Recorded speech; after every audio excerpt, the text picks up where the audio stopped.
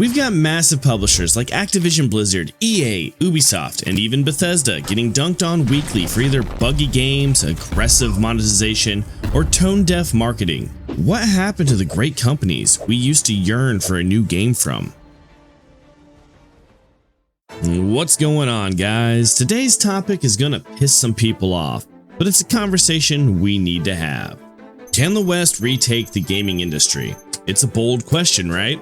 But let's be real, we're at a crossroads. We're seeing more and more gamers turn their backs on Western AAA studios. And it's not because people are toxic or entitled. It's because they're tired. Tired of broken launches. Tired of being talked down to. Tired of paying $70 for half a game. And then being called a bigot because they dared to criticize it. Meanwhile, we're watching indie devs thrive. We're watching Eastern developers dominate the charts, and we're all sitting here wondering, what happened to the great companies we used to yearn for a new game from? Let's break it down. Let's start with the obvious. The Western gaming industry isn't doing too hot right now. We've got massive publishers like Activision Blizzard, EA, Ubisoft, and even Bethesda getting dunked on weekly for either buggy games, aggressive monetization, or tone-deaf marketing.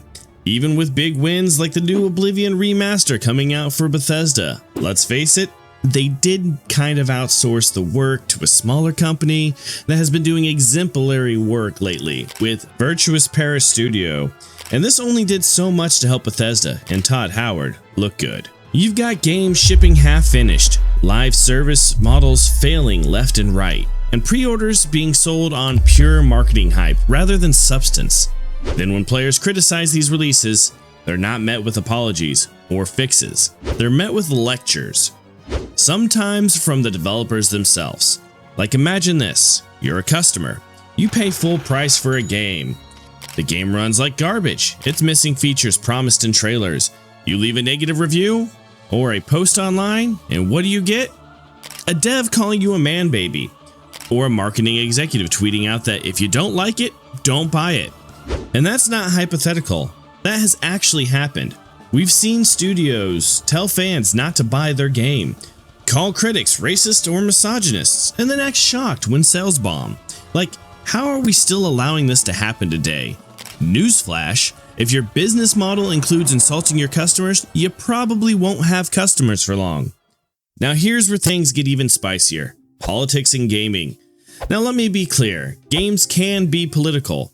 They always have been. Games like Metal Gear Solid, Final Fantasy Tactics, and BioShock all had strong political themes. But the difference is, those games earned it. They told compelling stories in well-written worlds. The politics served the game and not the other way around.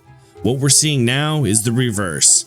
Developers are injecting real-world political commentary into games where it doesn't belong. Instead of creating immersive worlds with depth and nuance, they're preaching. Instead of exploring complex themes through storytelling, they're pushing Twitter talking points directly into the dialogue. It doesn't feel organic. It doesn't feel smart.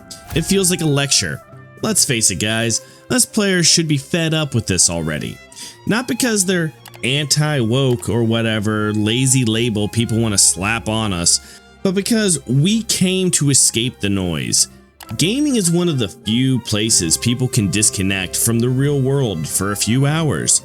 They don't want to get hit over the head with current day ideology while slaying dragons or building starships. You want to make a political game? Cool, just make sure it's good. Don't rely on the message first, gameplay second design. Because if the only thing your game has going for it is how progressive it is, then it's not a game. It's a goddamn billboard. Here's the secret that apparently a lot of major studios forgot. Gamers want good games. That's it. They don't need 10 paragraphs of lore explaining your moral philosophy. They don't need battle passes shoved in their face. They don't need your PR team telling them why criticism equals hate speech.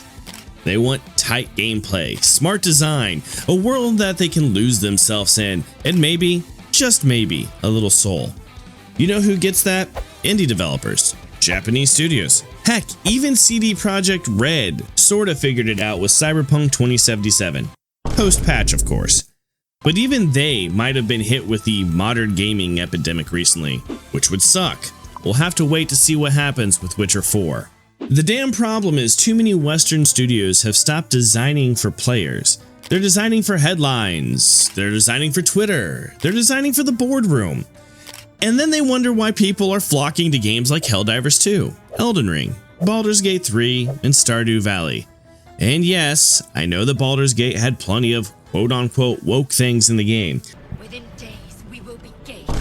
However, they designed the game perfectly for these ideologies, in the sense that you could either interact with them if you choose to, or never saw anything of it, unlike what Velgard did.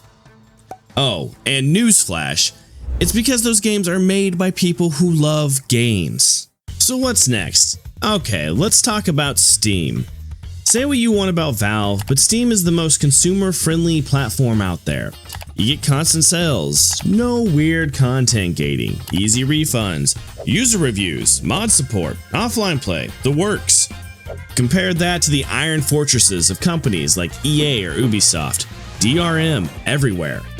Constant online requirements, accounts for your accounts, games being pulled from stores arbitrarily, refunds, good luck with that. Steam respects your time and your money. That's why people trust it, and that trust is worth more than any ad campaign. So I know that they're not watching. However, if you are, then Western game companies, if you want to win back your audiences, follow Steam's example. Be generous, be flexible, be fair. Stop trying to nickel and dime every single second of playtime. Give players tools to make games better, not worse. Encourage modding, encourage the community, encourage fun. Because at the end of the day, the people spending $60 to $70 on your game aren't investors. They're not hashtags, they're fans. And fans need to be treated with respect, not suspicion. Also, let's face it, most of us have way too many fucking games in our backlog to even worry about the new games coming out. So, what's the path forward? It's actually pretty simple.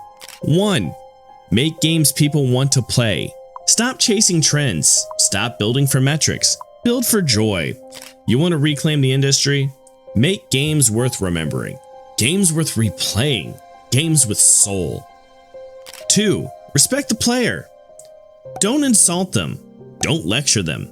Don't manipulate them. Treat them like the reason you exist, because they are. 3. Put gameplay first. Not politics, not marketing, not monetization, gameplay, tight controls, compelling worlds, meaningful choices. That's what built the industry in the first place. 4. Learn from Steam. Build platforms and policies that empower players, not restrict them. You want loyalty? Give people freedom. 5. Hire people who love games. Not just resumes, not just brand managers, people who live and breathe gaming. It shows in the final project every single time. We're not in the golden age of gaming anymore, but that also means there's room for something new. If you're an indie dev or a studio sick of chasing shareholder charts, this is your time. People are hungry for games that feel honest, games that feel like they were made by humans, not corporations. The demand is there. Look at how gamers rallied around Expedition 33. Look at how they latched on to Helldivers 2. Look at how they blew up Dave the Diver. These weren't perfectly polished content packages. These were fun. And that's all it takes. You want to win players back? Be better, not louder. So, can the West retake the gaming industry? Abso-fucking-lutely. However, it won't happen by accident. It's going to take studios swallowing their pride, refocusing on craft, and finally listening to the people who made them rich in the first place, the players. It's time to stop preaching, stop scolding, stop squeezing wallets, and just make good games again. You guys know at the end of the day, we don't want to hate you, we want to cheer for you. We want to see the West win. We want to remember what it feels like to load up a new release and believe in it. But we're done settling. So here's to hoping the next wave of Western developers put games first. Alright guys, ran over. If you enjoyed this video, don't forget to leave a like, hit subscribe, and ring that notification bell so you know when I drop the next one. And hey, let me know in the comments, what's the last Western game you actually loved? I'm curious. Well guys, I hope you, like me, agree with what was said in the video, or at least understand where I'm coming from. I'd like to thank our members. At the Tarnished level, we've got Landon Heights, X Skull Gaming, B Walker 8732, and B Sand.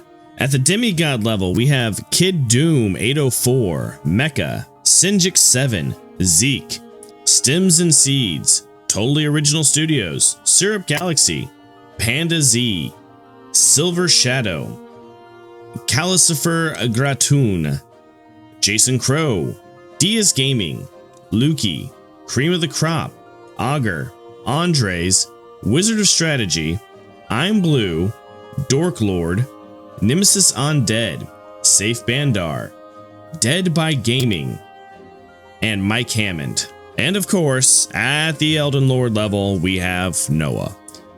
Be good to each other, people. We'll see you in the next one. Peace.